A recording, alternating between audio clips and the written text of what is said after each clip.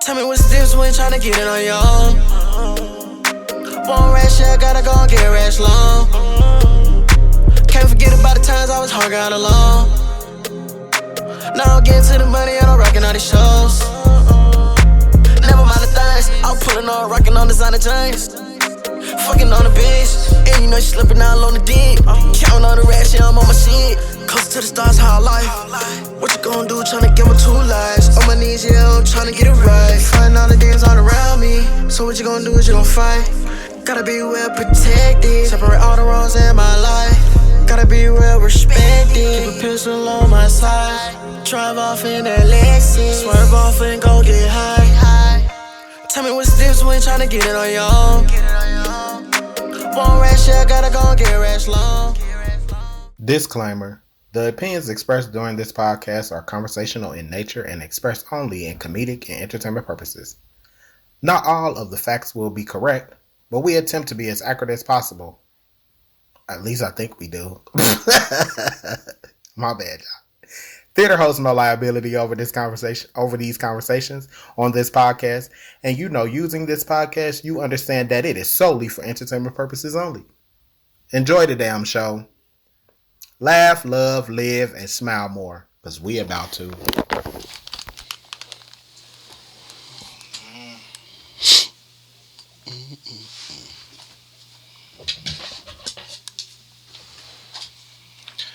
Alright.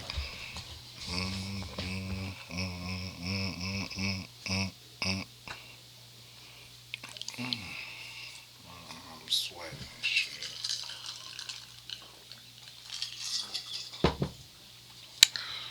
Alright. You ready? Yes, sir. I'm sorry for having you wait so long. It's all good. Okay. We got it. 4, 3, 2, 1. We back with another episode of You Don't Pay Me Enough to Care, and I am your humbly host, Sebastian Sincere. Y'all already know the vibes. And I'll say this, and y'all already know what this show is about. This is for the hustlers, the homosexuals, and the heteros. Yeah, I try to keep y'all in tune with shit too. So this is for the heteros, the homosexuals, and the hustlers. Today, y'all, we're gonna be happy Pride Month once again. Like I said, this is I think Labor Day weekend.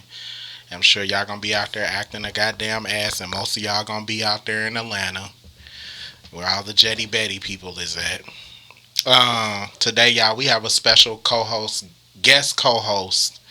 And I'm going to let him introduce himself, where he from, and we going to take it from there. Then we're just going to jump straight into the show because I was running a little late and I was a little rushing trying to get shit done because somebody else was supposed to be here, but we ain't going to talk no names.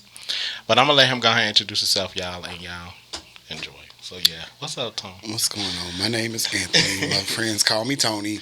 I'm a native of Cincinnati, Ohio. Born and raised all my life. Had a few years outside of here, but life always seems to bring you back here to Cincinnati. Tell me about it. That's because it's cheap to live here. It's very affordable. That's the only reason I came, man. Absolutely. I tell you that much. Okay, so look, we're going to jump right into this. So how was your day? Let's start there, because I'm like in a frenzy right now trying to calm down. But how was your day? My day's been chill. I just started vacation today, so I ain't got nowhere to be, nothing to do. I'm chilling. Is you going to do anything for Pride Month next month? Probably get out of Ohio. Go see what I can see outside. Ain't nothing wrong with that. Ain't nothing wrong with that at all. Okay. So let's take it right here. Aren't bisexual people just folks who haven't finished coming out as gay or lesbian? Do you think bisexual folks, and I'm gonna say the reason why I say this, let me read this to these people. So look, y'all, I asked him, I said, aren't bisexual people, do you think bisexual people are just folks who haven't come out as gay or lesbian? And there's a reason why I'm gonna say this shit, y'all, so I'm gonna let him answer it first how he feel about that, but I have my, you know how I feel about bi people. So me personally, I don't think that that's the case. I think honestly there are people that are attracted to both sexes, and that's bisexualism. Like they're attracted to men just as well as they're attracted to a female. So the idea of saying that they haven't come completely out, I don't know, because I may have an attraction to a woman, and I may have an attraction to the man. That doesn't necessarily mean that I'm closeted about anything. Right. I mean, me personally, I always had a issue with bi people because I guess I had bad experiences. Okay. And one of my questions that I always ask them is, do you find it more, okay, let's say if it's the guy I'm talking to, and I'd be like, well, do you find females more attractive, or do you find men more attractive? Which one do you want more of than the other? And it always seems to gear towards with a guy. The guy always wants to be with more of a man than a woman. And I'm like, well, hard. It just. But is that a fair question to ask, though? I don't know. It's like going into a donut store and be like, which donut you like the best? They're all donuts. Yeah. But don't you have a donut that you like better than others, though? I mean, the ultimate goal eating a donut is to fulfill the sweet spot. So as long as my sweet spot is getting hit, it's a donut. But yeah, I heard them. Yeah, I ain't got nothing to say to that then. Well, I guess you're right, because I have asked this question before. And they was like, that ain't fair. And I'm like, well, I always want to know, because it's like, okay, so I say this with hetero people. First, let's go. What do you identify as? Like, let's start there, so I know how to angle this. Like, of course, because the people want to know too. So, I tell people this when I get asked this all the time, especially when I'm at work and I get asked this all the time. They say, "What do you identify with?" I say, as a old school gay person. Oh, well, you in the same boat as me then, so. I'm just old school regular gay. I like boys. Yeah. Okay. Well, y'all heard what the fuck he said. Okay, so reason why I'm saying this, because my hetero friends, the males particularly, because the women don't give a fuck. No, they don't. They'll be just like, well, if he like girls and guys, he really gay and this, that, and the third. Like, so my thing is, I don't understand why, because I do believe that there's people that like both, but it's just, I don't know. I haven't actually met someone that actually says that they really like both. So it always gears towards one the or the same other sex versus the opposite. And I'm like, well, even I've asked this question, like, do you want to be more with a guy in a relationship than a female? And they always go towards the guy. I think it's more so like where they at in their life at that time that you ask that question, though, because I've had moments where, even just being gay, I've had moments where in my life where I felt like I wanted a more masculine man, and then I've had moments where I've like, no, I want to be more masculine and I want something a little bit more softer. So even with that, there's a bar that can move left or right even within that. So I honestly just think it's really going to depend on the person and where they're at in their life and what their particular needs may be. Most of the time, masculine energy does answer a lot of stuff. Like, even with hetero men, they don't recognize that they like hanging around their boys so much because their needs are being met being around masculine energy. It's crazy you said that. You talking about straight guys, right? Hetero guys being around their gay male friends, or just straight male friends, just men. They period. feel like they getting more of like you said, their emotional needs with their male parts than their female parts. Absolutely. I feel that, because I said that before. But see, if I said, they be looking like, oh, you being judgmental. And just to make it clear, if you ever take two straight men that hang out on a regular and you change their patterns just slightly, one is going to have an issue with the other one. But why is it? If they're just platonically male friends that enjoy each other's space, why you get mad now that his wife is telling him he has to be at home? You know, I never looked at it like that. I see it all the time. You upset that I have to work third shift and I can't sit and play the video game with you all night long. Yeah. It's not necessarily saying that you're gay. It's just saying that you're getting something from the masculine energy that you hang around that you love so much, and so as soon as you disturb it, you'll see that you're kind of dependent on that. Yeah. There was something I was gonna say to that, but I forgot what it was. Oh shit, I can't think of it right now. It'll come back to me. Let's go here. How do you feel about pronouns, all these gender pronouns that's going on now? Because I just don't like it, but I'm gonna say this to y'all out there. Make sure y'all like, comment, and subscribe. How do y'all feel about all the pronouns that's in the LGBTQIA ABCD LMNOP? Because y'all done just added on all this extra shit, and I just know gay, bi, trans, and lesbian. That's all I know. All this new. The touchy pronouns. Oh God. So y'all don't nail me to the cross, because he asked how I feel, and y'all know I'm a realist and I'm gonna keep it 100. Can I say I effing hate it? Yeah, I'm with you. I'm with you on that. I feel like anybody that needs to identify as they need a psychiatrist, because you're not more than one person. And when it comes y'all down, got me fucked up because he's speaking my lingo. Like, I had to get my 15 in on that one. Go ahead. I mean, it's one of those situations where we can live in a fictional world or a non-fiction world, whichever world you prefer to live in. If you want to live in a fake world or reality, is whatever you want to live in. But when it comes down to the actual meat and potatoes of it all, when you say you're in a car accident and you need a blood transfusion, you have to check a box. Yeah. There is no other box to check. Either you're going to be a male or you're going to be a female. Yeah. The idea of being this, that, or they, that's not realistic. You're gonna check a box to save your life. So whatever box that you check to save your life, that's your life. Now, it's okay that you want to be something else, but realistically, come on, y'all. If your name is Sarah, just tell me your name is Sarah. We're going to call you Sarah, baby. If your name is Joseph, we're going to call you Joseph. And that's just that. That's where I rap with it. For real. Yeah, just leave with your name, and that's where we're going to leave it at. I'm with you on that, because that shit gets on my nerves. I'm too old for that. I be like, what?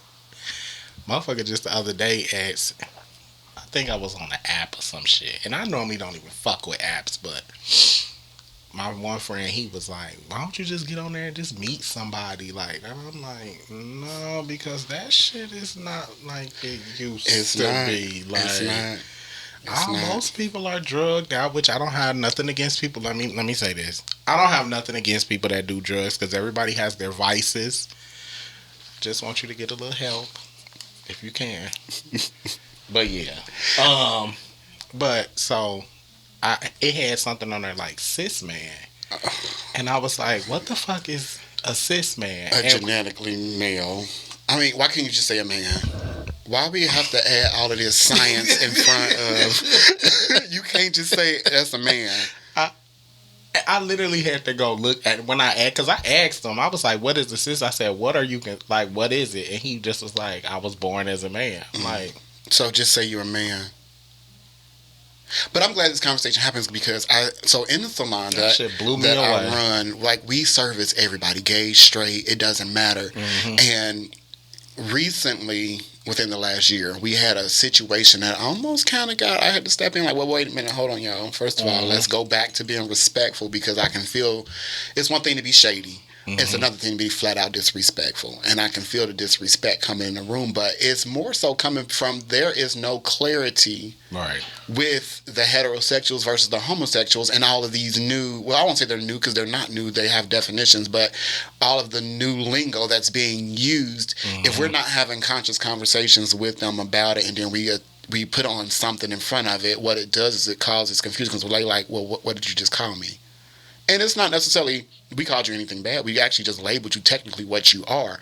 But it comes off as another category of a woman or yeah. another man. Like when we just all men and women, just I don't know. Yeah, I'll leave that stuff over there. Yeah, leave it there. Yeah. I agree to that. But no, now I remember what I was gonna ask you. So when you was saying like when we was talking about the bi thing, it was like it just depends on where they are in their life. Because I'm actually experiencing this now. So back in my heyday, I used to consider myself versatile. Okay. Because I'm still versatile, but now I feel like people be like, well, why are you versatile? And I'll tell them like, I don't believe in giving up no cookie if you're not my nigga. So that's just, you're not about to be out here saying you fucked on me. Like that's just mentally, it's a mental thing for me. Okay. So, but now I find myself wanting to be more of the top, like the more dominant, the more. Because I just feel like, being on the bottom, that's a lot of preparation. And it can be. It can be. I feel like you got to know your body, and it just be a lot. I don't like the emotional side of being a bottom. Okay, let's talk about it, because I don't like it either. I had a conversation with my best friend, and we talk about everything. Like, even the rough stuff, we talk about it, because that's where we find our health, is in talking about it. And I had told him something, and he stopped and looked, and he was like, "You all right?" And I'm like, "Yeah, I'm fine. It's just my truth." So most of my life, I've gone through being a versatile type. And I figured, this is who you are, this is what you like. But when I actually sat down and thought about it, I realized that I was only necessarily being a top because I was protecting my emotions. It's easy to give yourself as a top and not allow nobody to penetrate your space, versus a bottom where you're allowing somebody physically inside of your body, penetrating your emotions. Feel about giving up my So cookie. it was just easier for me to be a top. Yeah. Fuck them and go. Yeah. That's where I'm at now. And that's the one thing I believe women and men can agree on. Niggas be on some fuck shit. Yeah. Some fuck shit. Yeah. So that's why I'm like, it's the emotional to it. Because I feel like if I'm going to give myself in that way. Yeah. And you do something. But I try to tell people all the time, like, when you like give somebody up your body like that, like it just, it's a different ball game for me. It is. You let down barriers when you're allowing somebody into your body like that. Yes. Yeah. That spiritual energy transfer connection is serious. Like, all of that. So yeah, it's real. Like with this guy now, I like him. He putting it, he's doing his big one, Tom. He's doing his big one. So he doing a shout out to him doing his big one.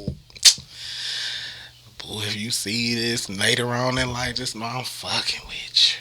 All right. All right. Oh God. Okay. Let's see. Where else we gonna go with this? Is there a difference between? Hold on, to make sure, because I'll be wanting to read it. Okay. Is there a difference between us and straights, besides the one obvious thing that shouldn't matter? There's a lot of difference between us and straights. There's a lot of difference. So one of the things that I have a problem with straight people, male and female, they genuinely can't be who they want to be. We don't care. You just said a mouth fucking full, boy. They put themselves inside of molds. You want to be like a regular co-host out here? Because you be on point. Like... And I love an intellectual motherfucker. Keep talking. Let's go. So like when you're gay coming up in America, you're already hated. Yeah. That's day one. You're hated. Day two, your family hates you. Yeah. Day three, you probably get fired from your job. Day four, you might get harassed at school. Day five, you might get shot in the street. All of what it does, it makes you not give a fuck. Yeah. And so you learn that being you, people gonna hate you whether you being somebody else. They gonna hate you whether you being a good little person or a good gay boy or a bad gay boy. They're gonna hate you regardless because of your sexuality. So it builds up that tough skin so you can just be you unapologetically. Straight people, they haven't mastered that yet. And so what I found is that they envy us and hate us because we can just be who we are, which is why I carry a firearm. I'm going to walk down the street to my hoochie daddies, and I don't give a fuck who looking at it. But if you want to make it an issue, I'm with all the shit. And they wearing them now. They wearing them now, but even still, then they wearing them and they sag them to give you a little bit more to say, I'm still straight. Yeah. They do be on that bullshit. But even like you said now, like they wearing them now. Like we got called in our day, we got called faggots, sissies. Mm-hmm. We got even down to skinny jeans, shoulder bags, double polos, men wearing pink. These are all things that were normal for gay men. And all of a sudden, because some little celebrity done did it and put it on TikTok or Instagram, it's now a trending moment. And you just said it. But that's not them being them at all. Genuinely, that's them following another trend. Like that's just it's tired. Yeah, it's tired. So no, we're not the same. Yeah, we never gonna be the same. Yeah. I mean, I often ask that question because sometimes I hear people say that we just like different. We just like the same sex, you know, and they like the opposite. But even in that question of them answering that, I also ask, like, do you believe that all straight people think about being gay?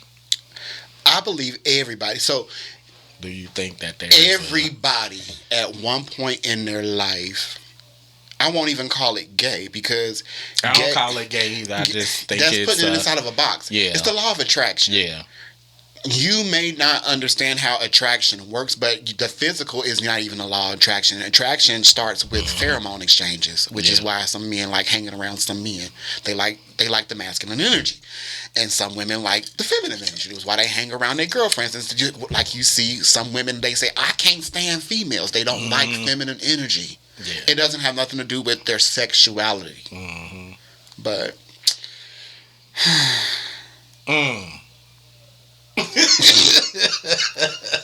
so yeah, look, I ain't even gotta say much because you speaking my lingo, so we just gonna speak the truth. It be some people on here I have to say all of what you saying to them, and then we old enough. We old enough to not be coy about what we gotta say. It's just say, get it out there. They gonna love you or they gonna hate you. Amen. Okay. Let's see. Okay. This is for y'all DL folks out there that like DL men. Cause y'all know I don't fuck with that shit. I've tried it once or twice. But, it was bad. Okay, how do you feel about DLs in the community and knowing they still make fun of actual gay men? And let me say this one more time. How do y'all feel about DLs in our community and knowingly they still make fun of us gay men and women? They're not a part of our community. Thank you. Because community means you're a part of being us. You're still trying to wrestle with what you want to do. So you're not a part of our community. It's actually insulting that they're still a topic in 2024. Because if you like men, how are you dating a man that's scared to be a man? What you want the facade of some saggy clothes and some funky dick, some sweaty musty balls and nappy hair and goes in the front of their mouth and a bag of weed in the pocket. Like, what? Is that what you need? Wow. Is that what you need? Like, I mean, that's all the trade is given. Like, that's... Yeah. Why would you dumb yourself down and put them in our community like that? Like, you only available to them during the weird hours. I had an argument with a friend that you may or may not know. Probably. But we ain't gonna name drop.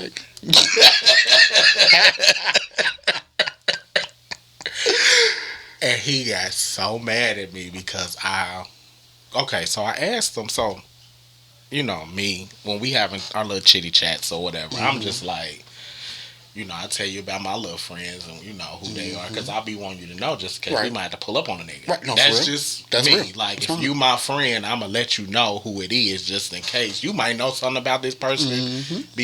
So I was just like, knowing I'm not going to never say nothing or know this person, or I'm not the person to go back and be on bullshit or anything. So I asked him, I said, okay, you up here telling me everything about this dude, like he this, he that, da da.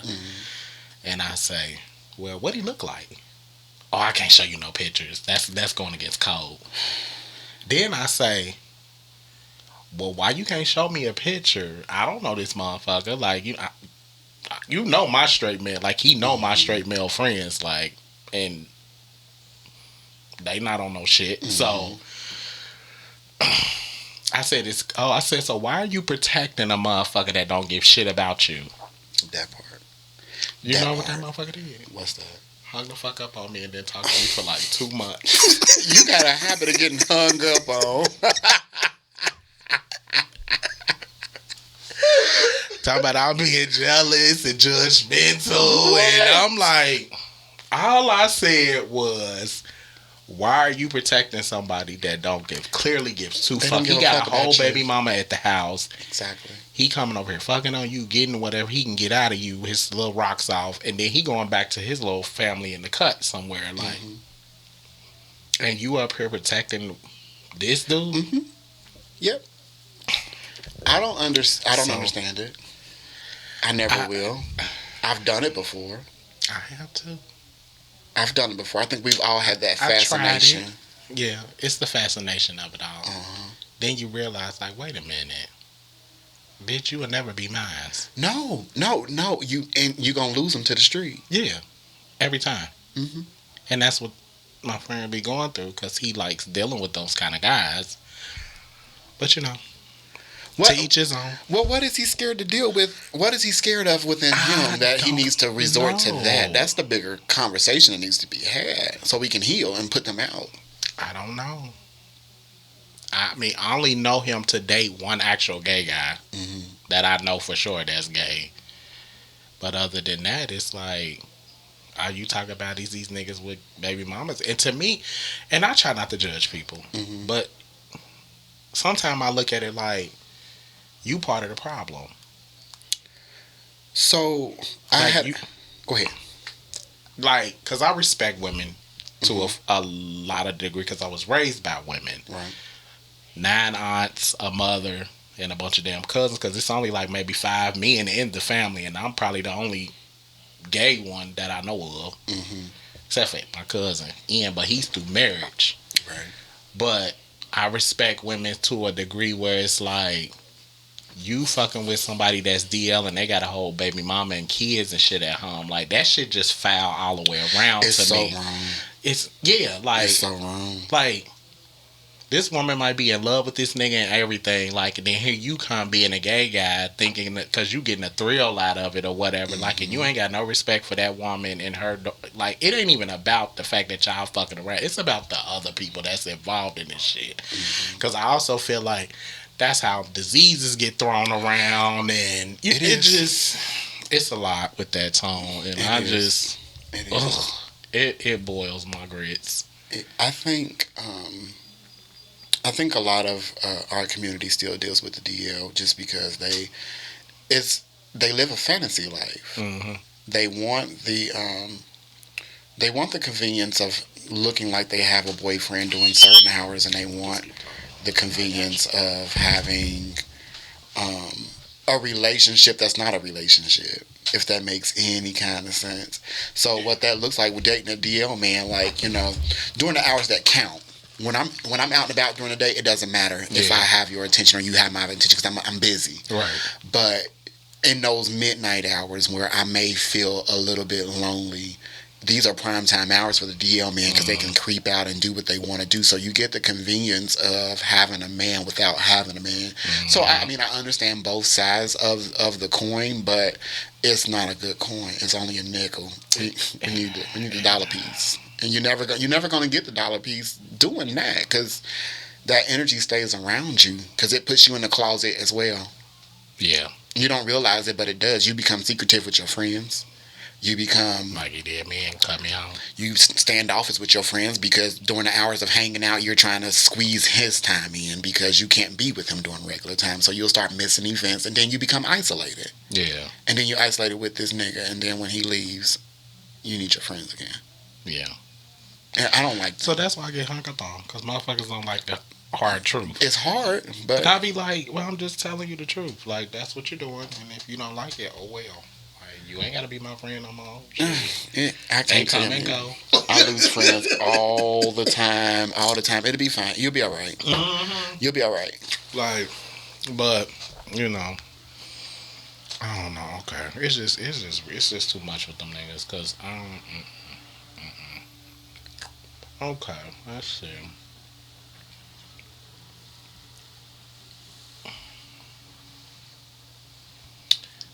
Okay, what are some challenges? What are some challenges do members of the LGBT community face, and do you think it will ever change?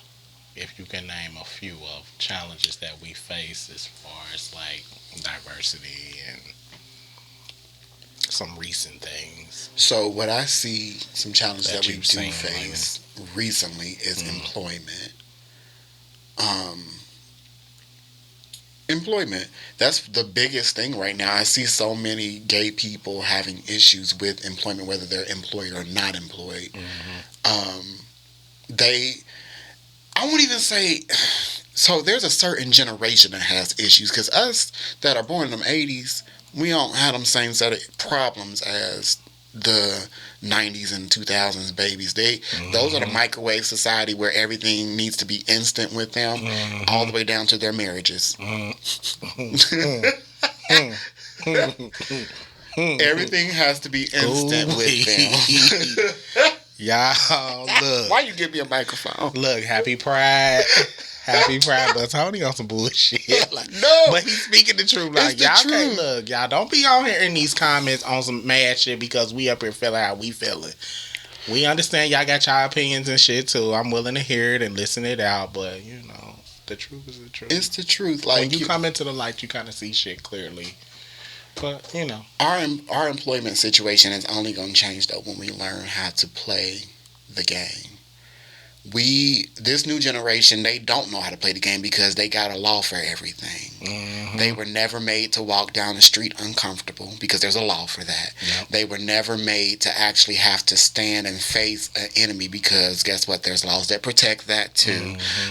They don't believe in bro and sis code no more. So getting chastised by an older member within the community, your feelings are hurt, so they don't have that. So they've never learned how to play the game of getting through life as a gay person, because they've been handed everything. So when the first time they see conflict, it's a problem, right? Whether it's on the job or off the job or getting the job, if it's something that bucks up against that thing that they're doing, they don't know how to deal with conflict resolution. Like they're lost in it. And the only way that they're going to get better at that is to get rid of these damn laws. I agree.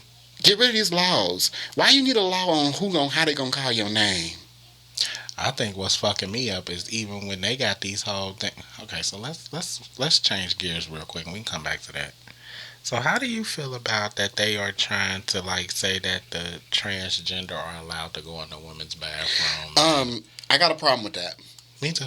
I got a problem with that. And the problem that I have with that is not that you need to use the restroom. The problem that I have with that is you still have a penis, and there may be a child that may not understand what is going on because the parents don't have those conversations about y'all, he about to be the co-host.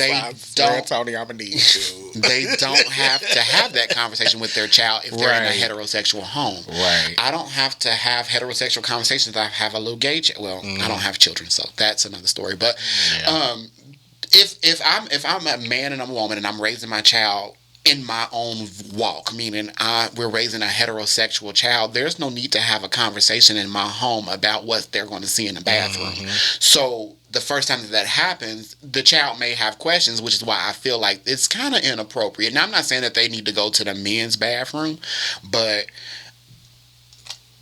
I don't know. I don't know the answer to that. I feel like they need to go to the men. Like, men need to go to the men's bathroom and women need to go to the women's bathroom. And the reason why I'm going to say this, and I don't mean to cut you off, because let's just say, for instance, a pedophile. Right. They can portray that they are trans just to go into the little girl's room. Yeah. Or, and vice versa. If a woman decides that she's a pedophile, because you rarely hear that, but you know it's out there, they can portray that they are trans men and be dressed like a man and then go in there and been raped or anything. I just feel mentally like with that kind of stuff, like you gotta kind of really be careful with that. Read shit the room with it. Yeah. If there's a family bathroom, use the family bathroom. Most places have them now. Like, I've been seeing that a lot. Because here's the thing. I believe most people that have family bathrooms, that was the buffer for that. Because I do understand the dangers of sending a trans person into either bathroom. Yeah. They may get attacked by a man that says he don't want no sissies in here or no faggots in here looking at him. Or, they may get verbally attacked or physically attacked by a woman that sees the manly characteristics and say, why is there a man in the damn bathroom? So either way, it's a bad situation, but they still have to use the bathroom. Yeah. The safest thing to do would be go to the family bathroom and shut the door and have your solitude by yourself. Yeah. But that makes sense. If there's a situation where it's not available, now what? Do you go to the left or do you go to the right? I say whichever one you choose, you better be ready to deal with it. Yeah. Because this is the life that you chose. Yeah. Yeah. It's the life you chose. And this is where I try to remove my personal feelings on it because I'm not transgender and I don't really identify with those struggles. So I can't speak for it personally, but I'm just the outside looking in trying to make sense of it all because I do have transgender friends and I never want to come across rude to them. I never want to come across as a bigot or a tyrant, but there's certain normalities that just happen in life that, because today you decided you wanted to be a woman and yesterday I knew you as a man and now you want to use the women's bathroom. I got a problem with that because the men's bathroom wasn't a problem just yesterday. Yeah. Now the ones that are truly, so I can't, without sounding like a dick, the ones that really identify as transgender, where I honestly believe we as society may have made them choose. And they think so? So yeah, so like I'll give you an example. Why? I'll give you an example. I have a friend that all of my life we've known him as, we're gonna say Mr. Marvin. We've known Mr. Marvin all my life as Mr. Marvin because Mr. Marvin was not granted the space to be what he wanted to be. Now, we've also known Mr. Marvin was always the most feminine thing in our group. Mr. Marvin took all the time in the shower. Mr. Marvin spent more time tucking than usual. Mr. Marvin always put on lipstick. Mr. Marvin was always done out of the group. He was that one out of the group. So the idea that one day Mr. Marvin decided to be Marva, it wasn't a shock for us. Right. But at the same token, you can't expect us to stop calling you Mr. Marvin, and we've been calling you this for your whole entire being. You know what? It's crazy. I just had one of my stud friends on, and I hate using these names for people. But my lesbian friend, let me just say, but she's a masculine girl. She pretty much said that same thing, like, when we was talking about pronouns and stuff like that, and she was like, it's crazy how, like, I'm used to calling somebody like I think she said her cousin or something. And she was like, and now all of a sudden, like, you want to be this girl and you want to change your name 3 or 4 times. And I'm used to your name being Blake. Like, and now that's you got upset. Yeah. So she literally just said this on the last show. When she said it, she going to be like, I told you. I'm like, girl, yeah, we know. Yeah. But so you think so why do you feel like they had to choose though? Acceptance. It's easy. It's acceptance. I mean, think about it like this. You were a gay person that was once denied, and it took a certain kind of grit to get past that, to get back to marching. These new people, they don't have that grit because they ain't never been denied. They've been given everything. So they have to physically choose. Am I going to be a feminine being and be labeled as, because the Butch Queen died. Back in our day, we had the Butch Queen. Yeah. So you didn't necessarily have to choose to be a male or a woman. You could be that. Right. I was a Butch Queen growing up. And some days I felt like putting on the pump. And some days I felt like putting on the boot. Every day I beat your ass. It wouldn't matter. That's how my cousin was. It didn't matter. But that option isn't available anymore. Because we killed that within our own community. Think about ballroom. The femme queens go against the butch queens. Do they? They do. I done lost touch with all of that. The femme queens will shade a butch queen or a drag queen all day long. They're not real girls. Well, bitch, you ain't either. Oh, wow. But we're divided on that amongst us. Yeah. So the world sees that. So it's like, how can we stand here and say that we're any better than the other community. We got division amongst ourselves, but even then they make them girls choose. Either you gonna walk as a drag queen or you gonna walk as a femme queen, and here are the rules and regulations to both. So even with that, you still have to choose what you want to do. You can't just generally just walk as whatever you want to walk as. You have to choose. You have to make a choice, and that's amongst us. And that's what's going on in there now. It's been going on. That's not new. Look, I know so many girls that started out walking drag queens performance, and because they got shaded so bad by "you're not a real girl, you're not a real girl," they started that transition of "let me go start taking some hormones to soften up my look. Yeah. Let me start wearing longer hair." Yeah. And then before you know it, you got a whole ass confused individual. Because they never really wanted to be a woman. They just wanted to walk this category. And they wanted to walk another category, but you said, they can't walk this category because they don't have augmentation done. Yeah. But even the ones that are augmented, they still have a penis. So they're still men. And that's amongst us. We got to change. We got to do better. So yeah, I do believe society makes people choose. Damn. Here in America, we're not free. Even amongst ourselves, we're not free. Everything comes with a price. So you saying within the trans community, and let me make sure I get this clearly, that they grow up already feeling like they a woman from the inside. And the fact that society is already bashing them that they are girl, that they feel they necessarily have to become that. Is that what we're saying here? It's easier. Okay. If my physical matches what you're labeling me as, I am now in existence. Okay. You don't treat me in a gray space. I don't know. That's a toughie right there. It's because tough. It's kind of. I mean, I see what you're saying, and I understand it, but I don't think you choose that really. So let me give you this. Yeah. When you go to the Mac store and the makeup counter. Yeah. And you have your butch queen that works at the counter. That's the man with the beard with the makeup on. Yeah. And then you have your girl who's still a man, but she don't got no facial hair. Which one is going to have an easier time at work? The non-facial hair. Why? They're both men doing their sex job. Sales. And the beauty of it all. And there it is. It's easier to look like and get through life if you identify as one or the other. When you play in that gray area, you got to have so much tough skin. So much. I played in the gray area for about 15 years. I mean, now I do understand that. I do. But damn. But you got to choose. I chose to go more of this route when my shoulders got too broad and I couldn't pass. You know what? Listen, when to deal with you. No, this is because my safety was at risk. Because at the time, times were hard. I stayed on 173 Craft Street, Winton Terrace. Okay, everybody know where that's at. Listen, here on Death Row. Watch people get shot in my front yard every day. Okay. And I wasn't when I dressed as a lady, I was not clockable fish. I couldn't be. I lived in Winton Terrace and I needed to be able to walk to the store safely without being bothered. But there came a time when these started going that way. And I had to make a decision. Are you going to be the faggot walking down the street and get bothered every day? Or are you going to go cover up and be uncomfortably hot to camouflage these shoulders? Or are you just going to let the stubble come on through and just go ahead and just be a gay man? We're going to rock with the gay man. It's easier. Oh, he just gay. That's bruh. So you feel like at some point, a lot of the trans chose to just go ahead and go through with the whole...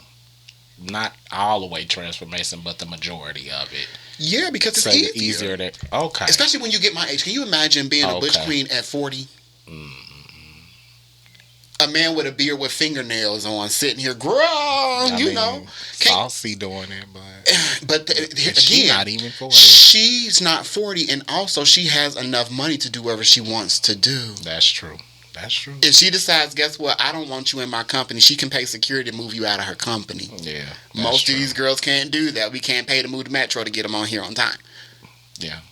Can't do that. So the difference is a different kind of caliber of girl. Right.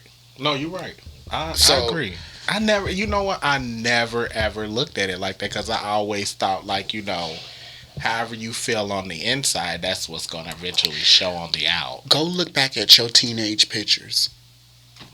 The teenage you is not the adult you. No. Why?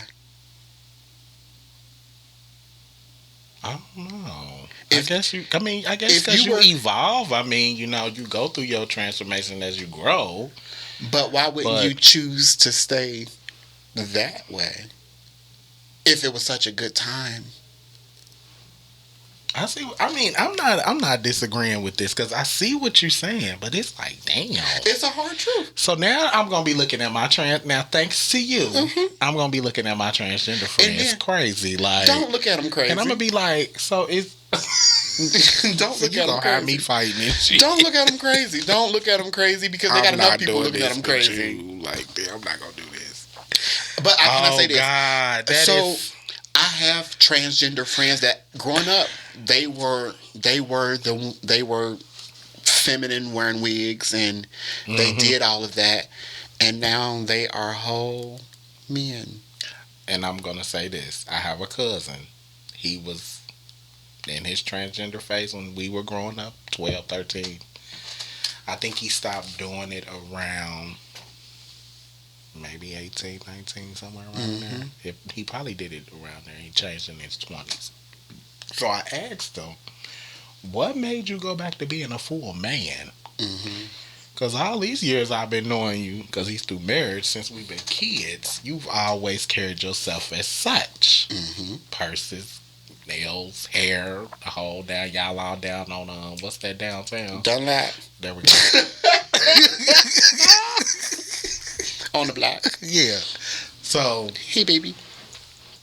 What made you? He was like, I couldn't go through with the whole transformation.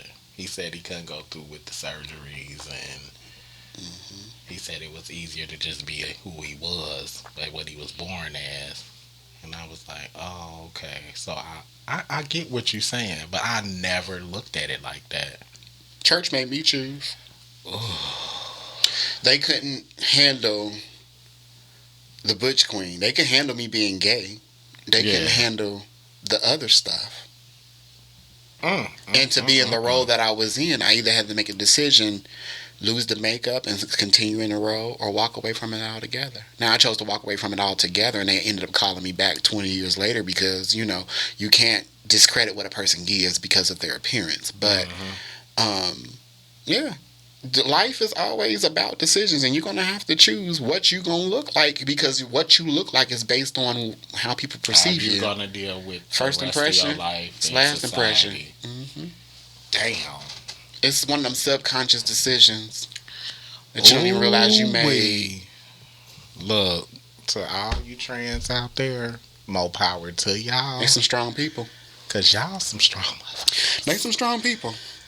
Because I got a female friend that's literally going to, she's in trans to be, a full male and beard and all that stuff. Like, because when I asked her, I was like, I don't be knowing what to, like, say, like, how to approach people anymore, because now it's like I don't want to offend nobody and shit like that. So I'm just sitting there like, yeah, sis, big sis, like, you a girl to me, like, and I've always called you that, like.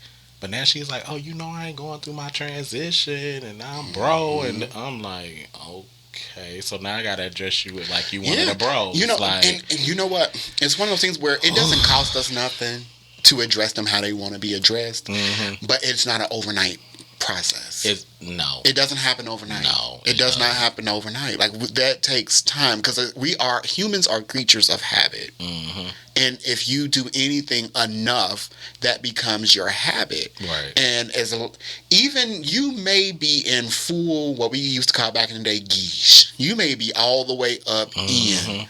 And I'm still going to be like, what up, bruh? Because that's what I'm used to. Yeah. It's not that I'm trying to be disrespectful. It's not that I'm not trying to honor your pronouns. It's none of that. We're human. Yeah. And I've only known you as this. And you didn't allow me time or grace, because as soon as you label them wrong, they... Right.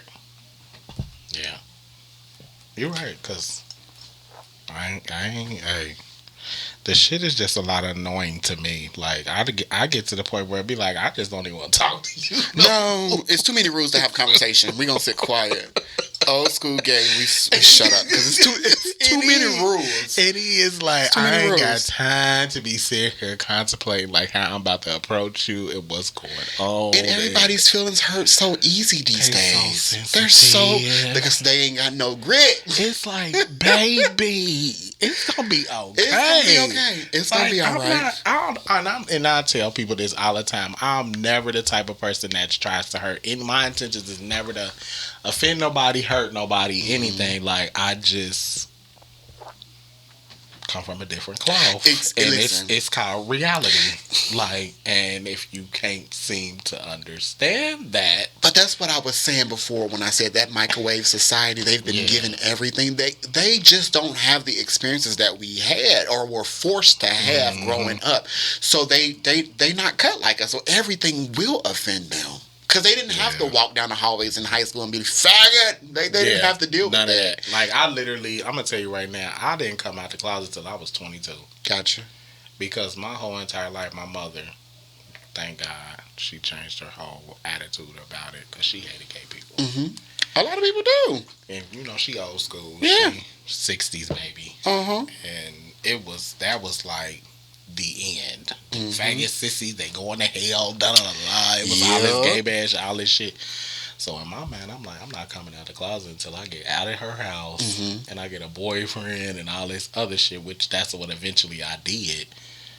But it just happened. She ended up meeting a guy that kind of changed her perception of, like, he used to always say, what if one of your kids is like that? Then what do you do? So now she love gay people, and, you know, but at first I used to be like, baby, listen, all that coming out shit, y'all can have it, because I used to have girlfriends, everything, live my life complete. Like, this guy now is totally different from the other dude. That dude was gold teeth and braids, and now I be up here like, bitch, please. Stop playing, girl. Like, girl, what's the tea?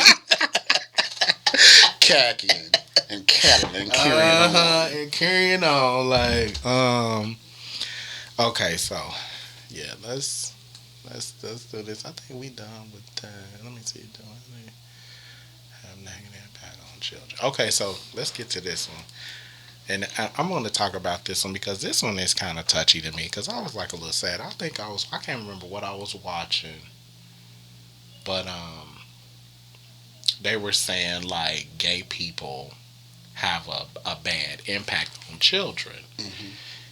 And I was sitting there thinking, like, what the fuck? Like, I still to this day don't get it. Like, why they felt that way. I don't know if I was watching, like, it wasn't The View. It was, I think it was a judge show. But whatever it was, I was watching on TV. That's what the conversation was. Right. And I was like, okay, well, let me touch on this and see how some people that. So I want to know, how do you feel about this with, let's just say, people letting you watch their children, and like, do you feel like sometimes like heteros like feel like we're gonna be like abusive towards their kids? Or have you ever been in a situation like that, or like have you ever heard? Or so I've heard the scenarios and I've seen the stuff on TV about it. Me personally, because I've never lived in a closet and worked in child care, I've never really had those type of problems, because when you present yourself as open and not hiding anything, it gives trust. And so while I've never had a parent tell me, oh, Anthony can't watch my children, or they're not going on a field trip with Anthony because he's gay, I know these stories to be true. And most of it started with bad behaviors during this month. Because you have to ask yourself, why wouldn't somebody that... So if you have a child care business and we're on the same row of other child care businesses, and a parent is looking for child care, why would she not trust me versus anybody else that she didn't know? So the only thing that goes back to me is being able to identify with something and public display. one thing that I do hate about Pride Month is the public display. It's inappropriate. I should never go to a parade or a march, and you know that there's going to be children there because you brought them with you, and you got on a sarong. That would make me not want to bring my child around you. It do be a lot going on. It's so, like, granted, those are excuses for people to attack us. However, don't give them the excuse. If you know that there are going to be children in the room, why are your thighs out? Why can I make out your little bitty bell head? Why can I see your little peanuts from the back? Why did you even come outside with that much skin exposed, knowing there were going to be children in the room? Whether you're grown or not, you knew that there were going to be children here. You know, I only been to one Pride parade in my entire life. I stopped going.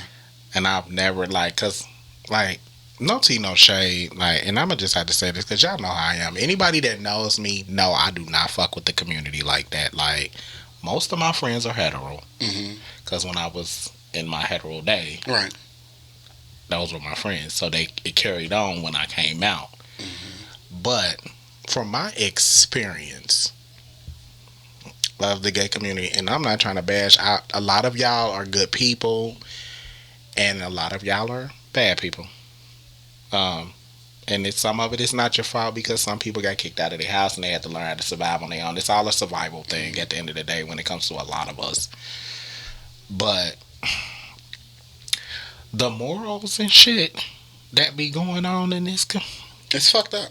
But in the same breath, the exact same breath, I think humanity is fucked up. Yeah, because while they'll say we don't trust the gays around our children because we don't want our children to grow up gay. Mm-hmm. If your and child, that's what that whole if your situation child grew up gay, that's the least worst bit of your problems. Because if we look at y'all examples, back child support, which means neglect. Your baby daddy beat you upside your head, which means more neglect and abuse. He can't hold a job, which means not stability. You own all kind of PIP welfare, so they're not getting work ethic. So if we're gonna talk about who's doing damage to children, me sucking a little dick on the side, baby, ain't no argument to be had with me because I'm getting ready to read you for the filthy rag that you are. Oh God! Because y'all have all these entities to protect y'all. It be too much going on.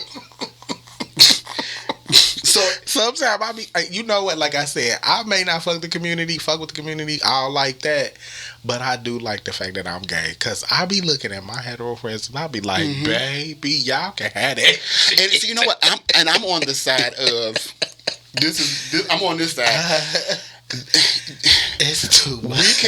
We can say what we want to say about us, but you better not say it. Yeah. The straight folks, like we can chastise us gay folks because we are part of our community. But how dare you sit here and say that we have negative influence over your badass kids and they with you 24/7? That's what threw me with that, because it was like, what is? Because I felt like they were trying to throw a jab, like. Yeah. Like, we just gonna pay, like, I guess, like, we just pedophiles and we gonna turn their kids gay. And I was sitting there like, what the fuck is that? Because they didn't directly say it. It was like an indirect question. And I was like, these motherfuckers really trying to try it. Like, but it's a compliment, honestly, to the community. And this is where we're so blind. If we actually sit and look at past nuances in the universe. Hitler got rid of the Jews. Why? Yeah. They were powerful people. They had money. They didn't share his same ideological views, so he eliminated them. You get to the Americas and you have white folk and Indians. The Indians were far more superior, so the only way to acquire what they wanted is to wipe them out, get rid of them. The same things happen to gay folk. You now have more gay legislators. You got more congressmen. You got more senators. You got people in a presidential cabinet that we're making moves and traction, and it's becoming scary to them because here's the thing: we hold all the high power office, and they're nervous about that. So the best way to do is to attack them to make them feel less than less. They did it with black people. Yeah. Attack them. Put something on them to make the world that throw something at the wall that will stick because they've given the example already. So it's very easy to say these gay people are going to turn your children gay when you have straight men killing transgender women because they didn't know that they was dealing with a man. It's easy to say those type of things when I got you a feeling about that. It's easy to say that when you have grown gay men that are grown sleeping with 16-year-old boys. Yeah. It's easy to say, oh, they gonna look at these boys because they looking at these boys. Mm-hmm. If grown men dealt with grown men and young boys dealt with young men, that goes away. If we're not presenting ourselves as thieves, going into stores, robbing, stealing shit because we just don't want to work a real job. Right.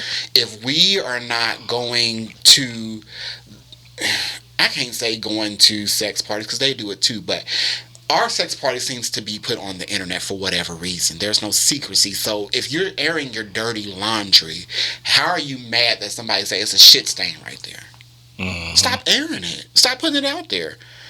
Pride parades belong to pride people, not children. They have not made that decision in their life yet. They don't belong there. It's not the space for them. I agree.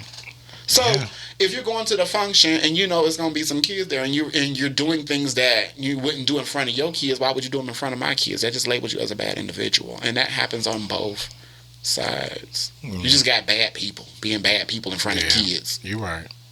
But now, I mean, we definitely have some cleaning up to do amongst ourselves. But as far as us saying we gonna turn your child gay, that's some bull and all of the shit because you ain't turn your child rich, nor did you turn your child broke.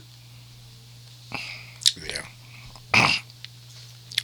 Well, on that note, because y'all know I ain't got shit to say to that because that's exactly how the fuck I felt. Yeah. Okay, look, y'all. So, well, Tony, this been good. It's been juicy. It's been good to you. Yes. I was just saying there like, okay, it's been real good. Okay, so look, y'all know this is my favorite part of the show. We gonna go into the team building. Before we go into the team building, is there anything that you want to ask me about anything that we talked about today, or something else that you may have on your mind, or? It's more of a local question. Okay, let's do it. What can we contribute for next Pride season to better the season? Because I feel like all we have in this city is drink, get drunk, and drink some more. Well, I'll tell you this. Let me, and I'll say this for me. This platform, the reason why I created it, well, it started out as a black wanting to, well, okay. The name for You Don't Pay Me Enough to Care is basically saying, like, you know how you work a 9 to 5 and motherfuckers overwork you and shit like that, and you be like, oh, these motherfuckers ain't paying me enough. Yeah, so that's where the name came from. Okay. Because somebody in my old job pissed me off, and that's what came out of my mouth, and I was like, okay, that's the name of the show. And then it kind of fits with my personality, too, because I be on some bullshit. Like, as we all do. You know, so.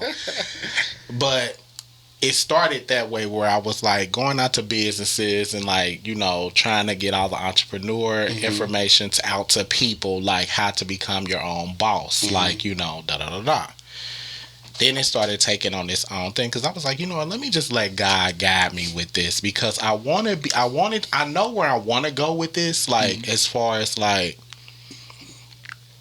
the platform itself, but it's like what I'm trying to do is I want to have it where it's a collective of people, where you gotta get 2 gay guys, a transgender on the panel, you got a white straight male guy on here, and you got a hetero male on here. So at some point I want it to be like 6 people. Okay. But I want it to be like, I call it the rainbow because it's all different angles of life. I like that a lot. You know what I'm saying? Yeah. So. And I want it to be where we can have these conversations in an adult manner without people being judgmental and being angry. But we gonna have our disagreements and shit. But I feel like the disagreements could be like, okay, I don't disagree with you. I don't agree with you with that, but this is how I feel, and you not get offensive. We can agree to disagree. Yeah, like so. That's where so with that being said, I want to like put it in the community more on that level, but I want the platform to get to where I have more, which I have two other people. I have this, she's a hetero girl, and then I have my stud friend. Okay. So they came aboard. So I'm thinking like what we can do is like,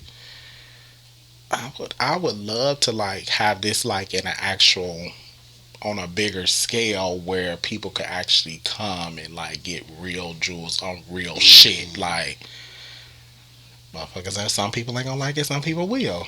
But I feel like as long as you being authentic, and you can't go wrong. You can't. You know, so. But as far as parading and prating, I don't know I don't know about that. The only thing you can do is like put as much positive information out there, which that's what I would use my platform for. It's a positive thing for everybody to see, like, okay, all these walks of life on here, and they actually having a serious adult conversation. Because most potters are either just one-sided, like you may have people that's just into music, or but you've never seen one where it's like all that it's like actually a transgender on here, and there's a straight guy next to him. Yeah, right. And we can actually sit in a room and not feel, you know. So I feel like if that would be my mission for Pride, is to kind of like bring that to light. But I don't know. What do you think? I just say I've been challenging all the older folks because we so far removed from Pride because we so irritated with it. I've been challenging us. You see us, and I don't know, to find ways to just bring this community back to its grounding. Find ways to uplift each other other than the typical let's go get drunk and fall out, because that's really not uplifting each other. Yeah, at all. And it's more of get drunk, fuck. And everybody on drugs and shit. And yeah. It ain't. Yeah, it ain't like it used to be. And it's so much work. When I came back here, and I did not know that this shit was going on. I swear I've been like out of the loop so long because I just got so irritated with gay people. I ain't even gonna front. We are here. I didn't want to be bothered. I don't go to gay clubs. None of it. Like, I don't want to be involved with nothing where it's just none of it. Like, so I would stay away from it, and I try to do things that's eclectic with everybody's in the building. Right. Like, you know. So here I am just living my life, and I come back here and everybody on drugs. It's so. Where the fuck did this like? I left in 2007, and I came back last year. When I left in 2007, everybody was chilling. Everybody was healthy. The doc was still around, for Christ's sake. Like, and wasn't nobody thinking. Only people did was smoke weed and maybe did a little coke every now and again. That's it. But this meth thing, then like Ice Tina, whatever the fuck she is, then took the kids. It's because the girls What's going on? The girls are in survival mode, and that's another topic. But the girls are in survival mode, and in surviving, that's how they are coping with not having. And it's sad. It's sad. It's sad. But when the city strategically closes every single gay club, there's nothing else. Pissed me off. There's nothing left to do other than drugs. If you're not strong-minded to go mix and mingle with the straight people. And so there you have it. You got girls that sitting around each other in the house all day. Nothing to do. They done smoked themselves high enough on the THC and it no longer works. The coke is boring because it comes down in 8 minutes. And they need something a little... Listen, child.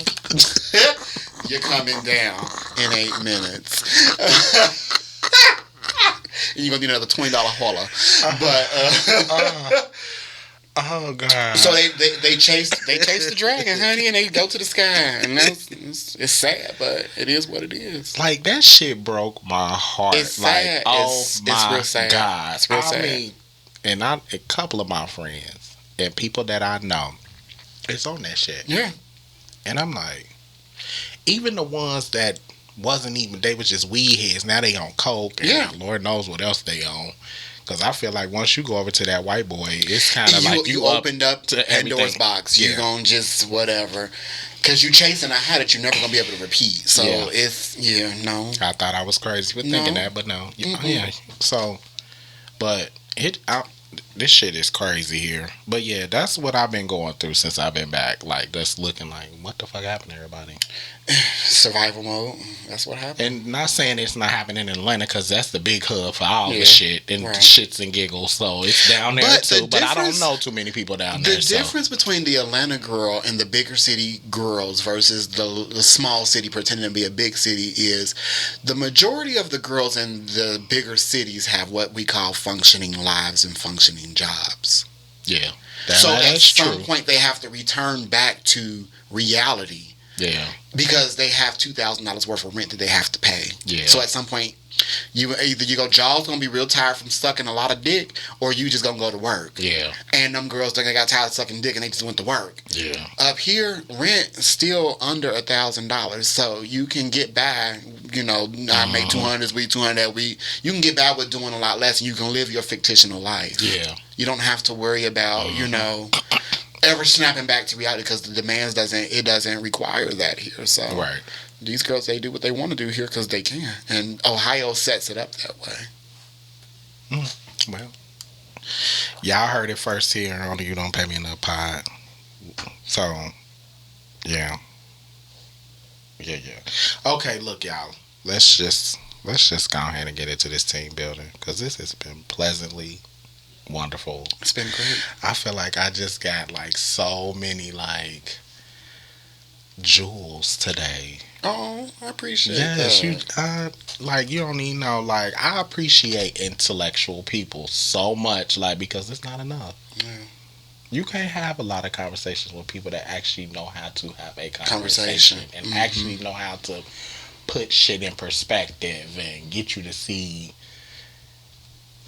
It's crazy. But yeah, okay, so look, y'all, we on this team building thing, and y'all know I like this. This is where I've always asked the craziest 5 or 7 questions of, getting to know us on a personal level and the shit that we go through in our personal lives and the things that we experience. So I want to give a clap up real quick to team building real quick.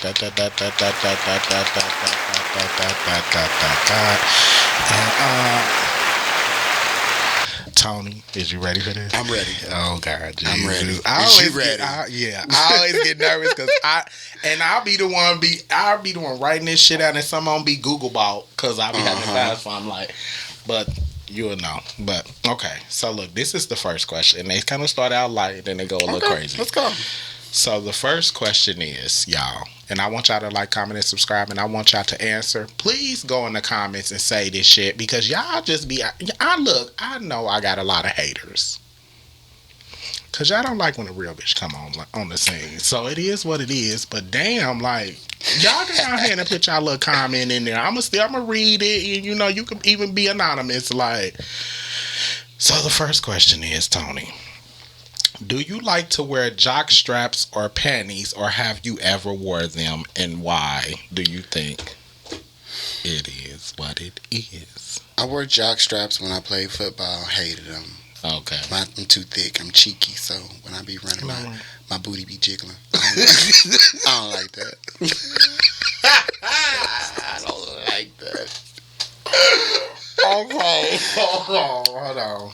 Okay. And panties, they cut too high, and when you got other things going on, chill. I'm a boxer brief guy. And there y'all have it. Oh God.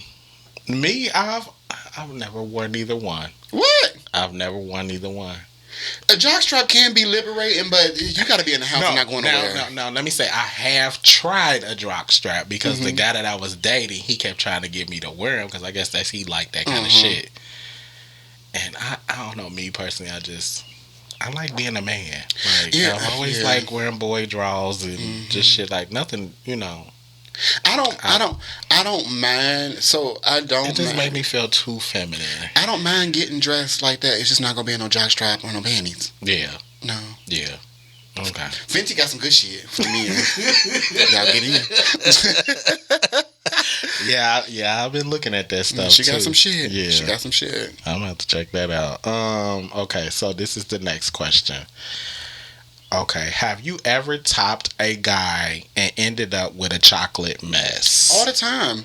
I'm not mad about it though, because I'm grown. You sticking your dick in a booty hole. What you think is gonna happen? and it's no shade, it's no tea. And this might be a bit much, but when you digging in a booty hole, bitch, you might find taco meat from last week, bitch, because you digging in the motherfucking booty hole. Be man enough to sit there and take your bottom to the shower. Oh God! Go clean up. Wait a minute. Hold on. Wait a minute. I need to regroup. Told you. God. Yes, fuck. I'm with you on it though. I feel you. I mean, it is what it is. No matter how many times they try to clean and flush it, this shit. Sometimes it's gonna happen. Like when you going for what you know, it may happen. Like whatever. Go wash. I'm nasty. Go take a shower. I'll be right here waiting on you. You ain't never lied. I'm the same way. Like I even help you clean up. No, for real. For real. We can finish this in the shower. That's what needs to happen. Yeah. Yeah. Yeah. I'm with that. Okay, y'all. Lord Jesus. Okay, which one do I want to go with? Okay, so this one is: what is a phrase gay guys use to get guys' attention if he's interested? What is a phrase that a gay guy will use to get another guy's attention if he's interested? What you into? I like that. That's all what you into. Yeah. Yeah. Around here anyway. That's yeah. What you into? Do they say that down there? No, because see, down in Atlanta, they just so bold. They don't even give a fuck. Mm-hmm. They just be like, "Oh, what's up? Like, can I get your number?" They be all the way out with it. Like, you be like, "Damn, you ain't even." Nah, these niggas, they still scary up here. They still in what you into. Gay and straight. What you into? Yeah. Yeah. Not you. The fuck? Yeah, you right. You is so right. Yeah, because that's all. Because I don't know no other phrases. I just got hit with that yesterday. Did you? Literally. See. What am I into? Bitch, you see what the fuck I'm into. Are you into it too? See. What we ain't gonna do is play dumb. Okay. So what was the first time you went down on a guy and how was the experience? Ooh, I was about, let's see, I was in middle school and I skipped school. Hold on, before you answer that, let me make sure they get this. The question was, y'all, because sometimes I have to read these twice, y'all, because some of y'all be a little slow and then y'all be calling me like, what did you say? So let me say this shit again. What was the first time you went down on a gay guy and how was the experience? This is the gay guys edition, y'all. So all you gay men out there, I want to hear what y'all got to say, but go ahead, Tony. So it was this dude, I was in school and everybody kind of suspected him to be gay, but he hadn't been out and about with anybody. And one day he had showed up on my bus route, because back then, you know, you had the big cheeses, you went riding the metro, and you had a certain bus that went down a certain street. Like, he was not supposed to be on my bus, but he got on my bus and he sat next to me, and we became friends first. And then one day he was like, skip school, and I'm like, for what? He was like, you know, and I'm like, I don't know, but I want to find out. I like this role. This little like innocent little role you play. Like, looks like I was innocent. This one of the dudes that took my virginity. So you know what I'm saying. Okay. I was innocent still. Yeah, I'm like, you know, no, we gonna get to that part because I thought I was innocent, but.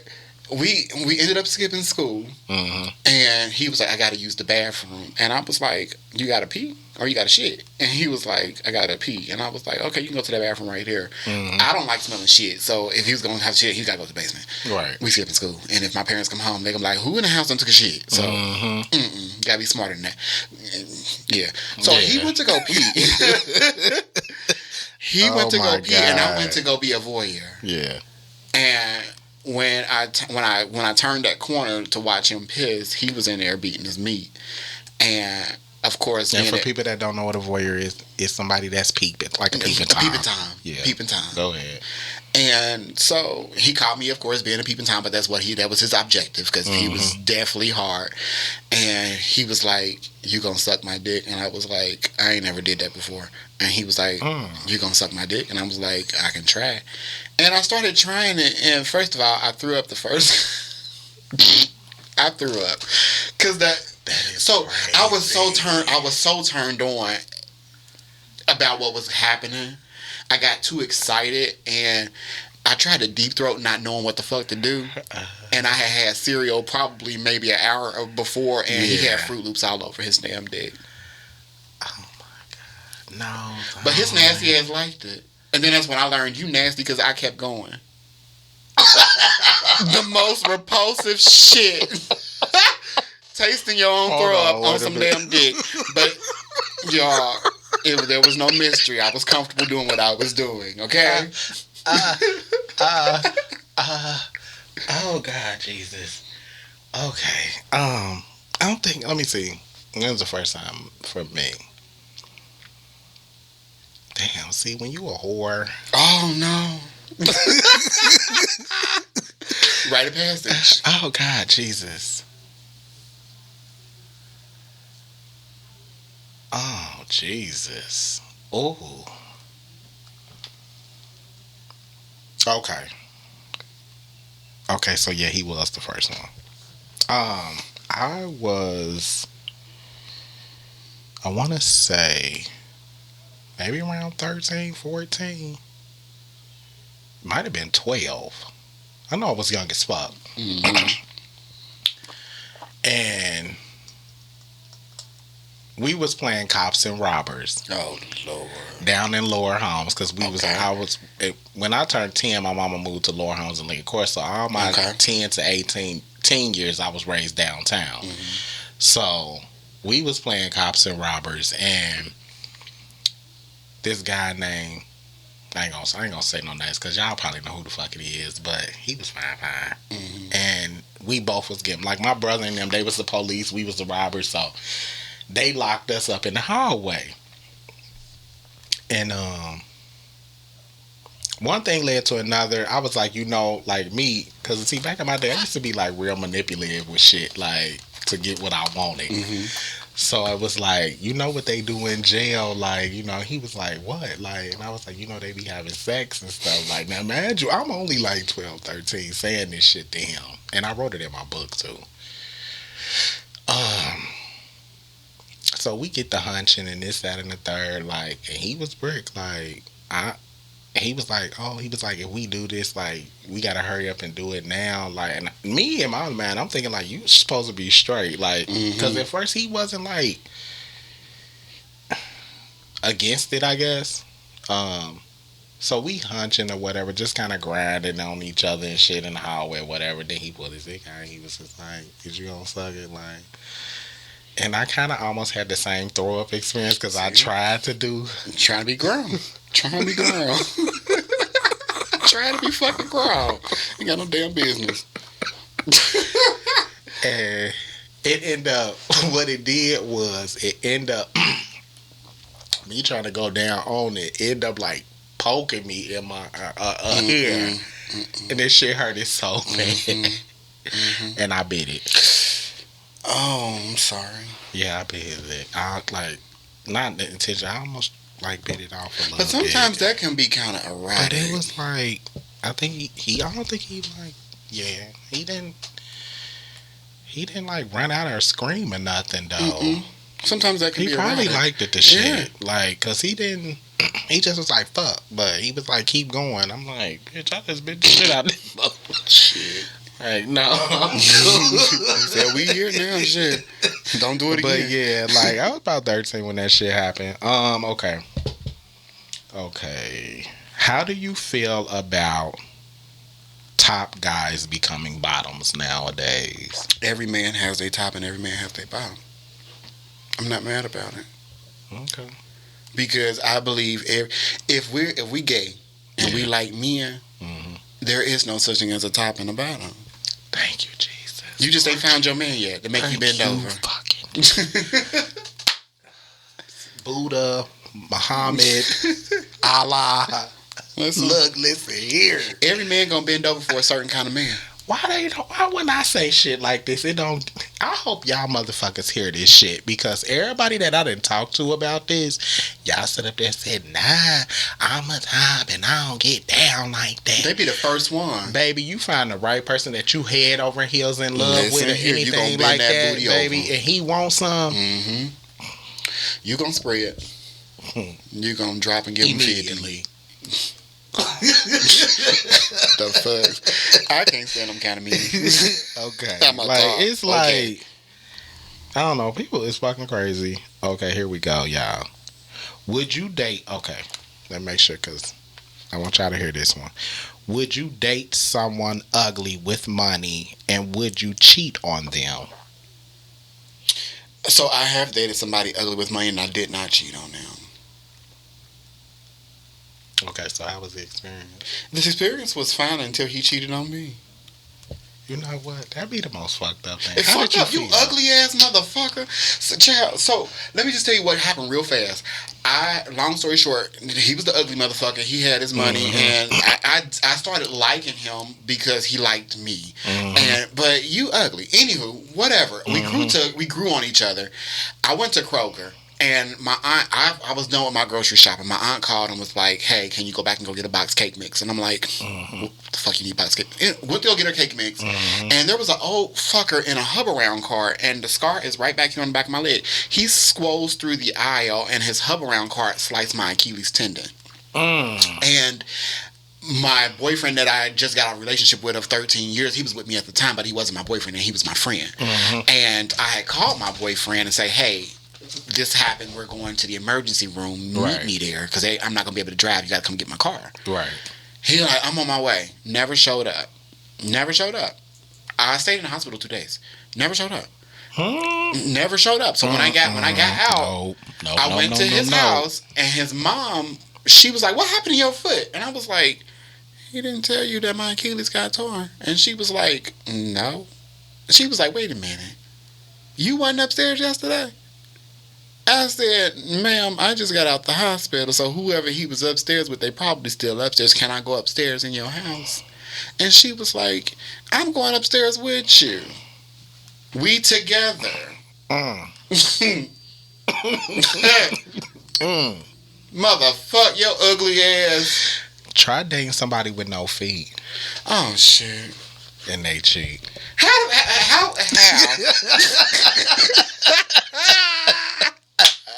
Let me tell you Footloose, how? Okay. Or you might know this person too, because we in the same, like, I'm 40. How old are you? I'll be 37. Okay, so we in the same age bracket. Okay, so when I met this motherfucker, he lived out in Hamilton. And he walked out the house normal, everything. Doo-woo. So he in the car, we on the way back down to Cincinnati or whatever, and he was like, I got something to tell you. And I was like, what is it? He was like, I hope you don't judge me. So I'm like, okay, here I am. And then he was ugly a little bit in the face, but he was a little bit where you can look at him. But he was like, I ain't got no feet. And I was like, how do you not have no feet and you walked out the motherfucking house with shoes and shit on? So he was like, I'm going to show you when we get to where we going. Get to where we going. This motherfucker ain't got no toes, no nothing. It's just nubbed. And I say, how you get like that? But the story of how he got like that, I ain't going to get into it right now because it's real sad. But me being me, I'm like, okay, I can work this out. Like, you still can walk, woo-woo. 6 months then went past, we dating, everything going good. We move in together. Into this house up there in Clifton on the hill. It was going on 12 inches of snow. No, let me back it up. I was working 2 jobs at the time. He was only working 1. The house was in my name. I bought everything in this bitch. I come home from work. It's a purple condom floating in the toilet. So I instantly just was like, I'm going to leave it right there.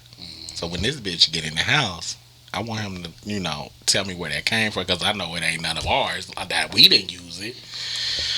So he got in the house a little later. He walking around like, I'm like, why don't you go look in the bathroom and tell me what you see differently? Like, he was like, okay, whatever, So he go in there, instantly he go out. Oh, what you trying to say? What you trying to say? I'm cheating. I said, wait a minute, pump your motherfucking brakes. Because I ain't said that. I just want to know where it came from. Like, we didn't use that. So what you trying to say? The landlord was in here fucking in our house, and we had only been in there for 2 days. Long story short, I left it alone. It started snowing that the next day. It was like 12 inches of snow. He ended up going to some party at some transgender house that was down there on Dunlap at the time. He came back from the party. He cuts on all the lights in the house and was like, I got something to tell you. I cheated on you. No shit. Sherlock. I said, oh, thank you. Thanks for being honest. Mm-hmm. So I called my good girlfriend that had she had a F-150 or something at the time. It's 3 o'clock in the morning. I packed that whole motherfucking house. As you should. In 12 inches of snow on a Clifton Hill. And moved all my shit over to my mama's house. And then I'm so damn hopeless, romantic, and dramatic with shit. Because I didn't cry at first. No. So when I got to my mama's house. You had the ugly cry. Friend, you had the ugly cry. He don't love me no more. Yeah, you that. I'm outside, like, my mama looking out the window, like, what's going on? Da, da, da, da, da. And I'm like, he cheated. Like, how can he do this? He ain't even have no feet. Like,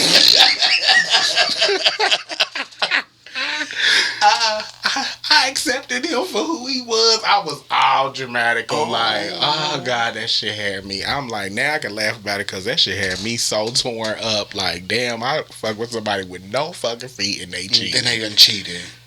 Damn. I'm so sorry, friend. I am so damn. Damn near paraplegic. Listen here. I'm so sorry, friend. I know you want to trip the shit out of him. I did. Oh, God. And he's sitting there on the phone talking about something. I can't believe he leaving. And I'm looking like, you know, toe bitch. Like, I ain't even say shit to him, nothing. I just packed the shit and left. But yeah, that was that. Patty me would have destroyed each one of his shoes. Little grimace looking motherfucker. Because you wasn't a looker. Like, you was kind of toe up for real. Like, your grill was fucked up. Like, and you ain't even had no feet. And you went and cheated on a bitch like me. That carries her on everything. Listen. How dare you? Niggas cheat. I told you that's why we became ties. Oh, God. Yeah. No, for real. Yeah. That's why we became ties. That's part of it, yeah. Okay, so look. We got 2 more, but I'm going to just, hold on, let me see. Have you ever? Okay, so this is the last one. Because the other one is kind of cheesy. I want it. Give it to me. Give me the cheesy. Okay. Okay, so this one is, it says, hold on, let me cut that. This is why I got to get rid of this camera. I cannot wait to upgrade all this shit.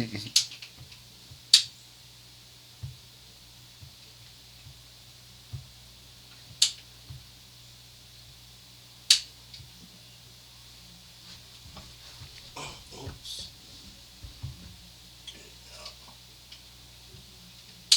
I'll just put it on the whole thing. Don't worry about it. All right. When did you come out, and what was the experience, and who did you tell first? So, I never really came out because I never lived in the closet. Okay. What happened was, there was a dude that I was dating. And we didn't necessarily, we weren't hiding that we were dating, but we never told nobody that we were dating. And my parents came home early, and I was sitting in between his legs, and they walked past me and didn't say anything. They didn't say a word. My dad came down the steps. My stepdad, he was my favorite man in the whole wide world. He came downstairs. He said, "Let me holler at you in the back." And I'm like, "Am I in trouble?" He was like, "Nah, let me just holler at you." He said, "Tell your boyfriend, y'all can't be laid up in my house like that. If you're gonna do that in your room. But you got siblings, and they looking up to you. And it's not that because you laying up with a man. I don't want them seeing you laid up with nobody and you ain't got no job." That's real ass shit. That was that. Oh, you shit. You And can't he be said, mad at you that. can't be dating. He said, how you gonna take that man out? He's a good looking man. How you gonna take him somewhere? You ain't got no job. So until you can pay some of these bills around here, there will be no PDA in my living room. Do that in your bedroom. And that was that. Yeah. I never had to hide never again. Never. Well, that's a good way of actually. Well, you didn't have to come out. I was really. fortunate. You was just fortunate. I was fortunate because that could have been mine ugly. was dramatic. You know, I had the homophobic mother. Oh yeah.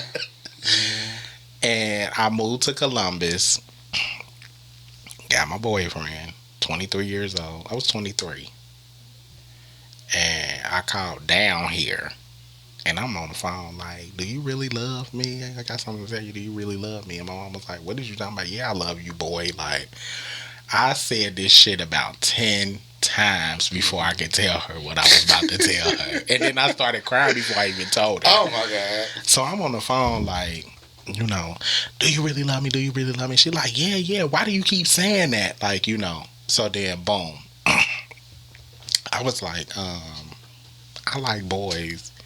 And she was like, that's it. And I'm like, yeah, like, she was like, well, I just got one request. Promise me that you ain't gonna wear no skirts and no heels.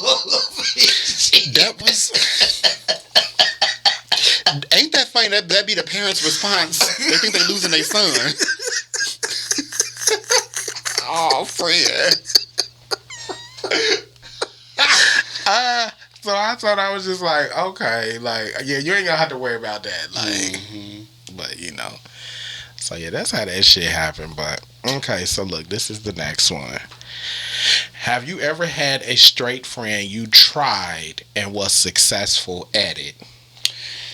Yes. You ain't got a name drop, but yes. okay. Yes. And me and him are still friends. Damn. Because mine is too. We still It took friends. us a while Two to of get them. back to our friendship. Why? Well, because... Okay, so look, let me ask you. So what happened? Well... You ain't got to go to too much detail, but... It was real simple. It was a situation. We were young. Okay. And we went to go play basketball, and he was horny after we got done playing basketball. Literally, classic textbook, one lead led to another. Okay. It wasn't like, you know, I was praying on him like, oh, I'm going to get him. I'm gonna see if I can get him. It literally was a situation where we found ourselves standing face to face to each other, and dicks were touching, and when he got done, I knew he wasn't gay because he felt so dirty. You ever did something when you knew you shouldn't have did that and you instantly had instant regret? Once he got that out, I could see it. He never had to say nothing to me about it. I could see it. And I almost felt bad for it, but then I was like, he wouldn't have did shit that he didn't want to do. Right. Because nobody forced anything. Yeah. I had two straight friends that I didn't really try them. It just happened that way. Because one, he was going through some depression or shit. So I went over his house, got a big couple beers, and when we sat in the car drinking our beers, talking, smoking our little blunt, whatever. And he was like, you know what, I love you to death, like boom, boom, boom, boom. And I'm like, yeah, too, love you too, bro. Da, da, da, da. He was like, I just wish you was a female, because you would be the motherfucker you the type I would marry. So in my mind, I'm like, well, why I gotta be a female?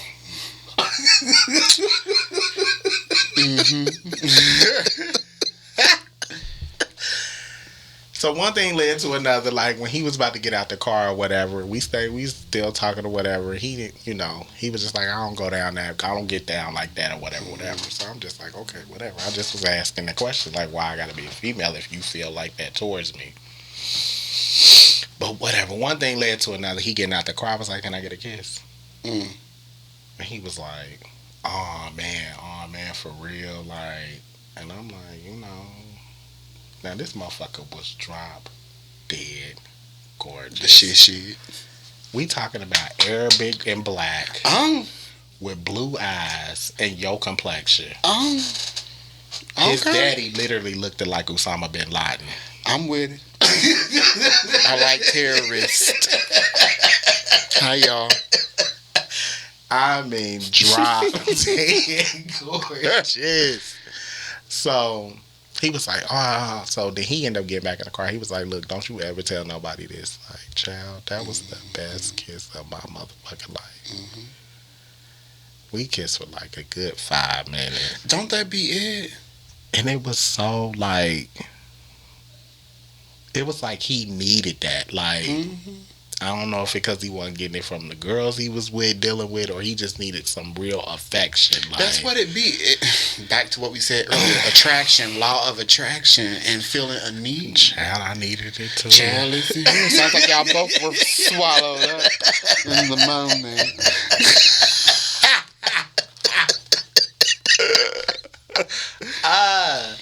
Okay, so look, we done. Look, okay, y'all. So look, oh God, that shit gave me a headache. I wish I had a picture of him because that boy was fine. And the other one, I just was, rubbing him down, feeling on his dick and everything, jacking him out while he was on the phone with his baby mama. But that's a whole nother story. Oh, now I like that kind of carrying on. That's the young, super young. Take me way back. 20s. Yeah, I used to live for that kind of carrying on. Yeah. I've been to weddings. Yeah. Of a groom that we'd have met the night before. Listen, I got some stories, baby. We got some stories. Okay, y'all, look. Look, Tony, when I say I appreciate you so much. Thank you for the invite. Thank you for the invite. And anytime you want to come back, you're more than welcome. Thank you. And look, y'all, we getting the fuck up out of here. And this is episode 60. I didn't even tell y'all the episode in the beginning because I normally do. This is episode 64. And happy Pride Month. Happy Pride. And y'all know I ain't gonna tell y'all the title because y'all know I always come up with some crazy ass title with something that happened in the show that gives me the title for it. Okay. So, Tony, I appreciate you for having me. Y'all, we gonna get the fuck up out of here because it's been nice talking to y'all. And y'all know your boy Sebastian says here. And I love y'all. And this Pride, y'all, don't be on all that whole shit. Like, go out and get you a job. Go get some education going on. Yes. I'm going to put some little things in the description that y'all can go get testing and all this shit. Like, because there's this thing called Mister out there. I don't know if you heard about it. But Mister, they send you the whole entire kit to do everything. Oh, that's what's up. Like, fingerprint, blood, urine, rectal. And then you send it all in, swab. So, yeah, you pretty much touch everything. And they test you for everything. Okay. So, y'all, I'm going to put a lot of that stuff in the description on the link. Y'all know how to look it up if y'all bitches read, because some of y'all don't like to read. Yeah. So, this Pride, I want y'all to be more positive and not negative and love everybody. And try to accept everybody for who they are, even though the shit is confusing. And for all you pronoun people, it's slow. We still buy you a drink, though. Bye, y'all. Bye. Sebastian, you don't pay me enough to care. And they don't pay me enough either. The fuck?